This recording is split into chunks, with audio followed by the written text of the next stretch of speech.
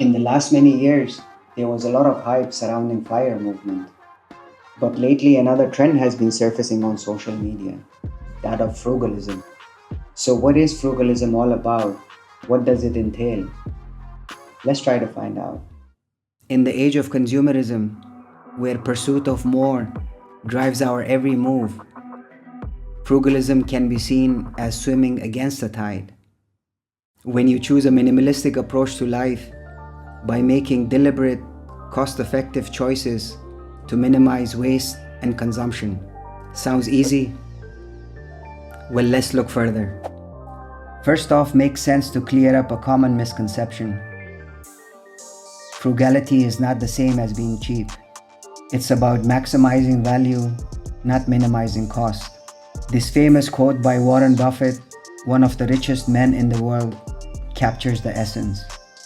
In other words, frugality means being careful with one's resources. It's about prioritizing quality over quantity and not just focusing on the lowest price. So far, so good. But what's the problem? Here's the thing. Frugality is as much a mental game as it is a financial one. A Nobel laureate in behavioral economics, Dr. Daniel Kahneman, explains that we often feel losses more intensely than gains. So I suppose this is why cutting back can feel like a sacrifice. When you're constantly balancing the fear of missing out with the need to save, can it be psychologically exhausting?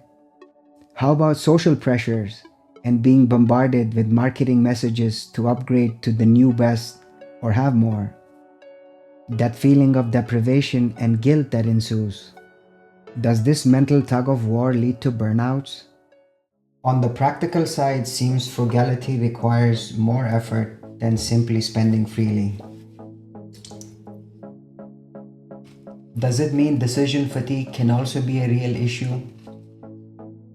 At least that's what many articles, including one from Harvard Business Review, seem to suggest.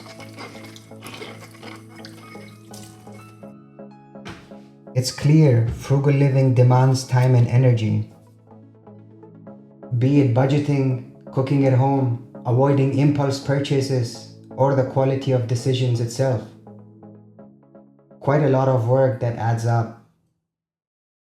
But how about hidden costs? Not something everyone talks about. Turns out, money disagreements are a leading cause of stress in relationships. In fact, financial issues are the second most common reason for divorce in America, right after infidelity. Also, when you're too focused on saving, could it be that you might end up sacrificing quality for costs? Buying cheaper products that don't last as long, hence more costs in the long run? Probable. So the question pops up, is frugality really worth it? I guess it depends.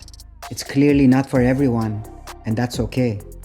It requires discipline, sacrifice, and a clear shift in mindset.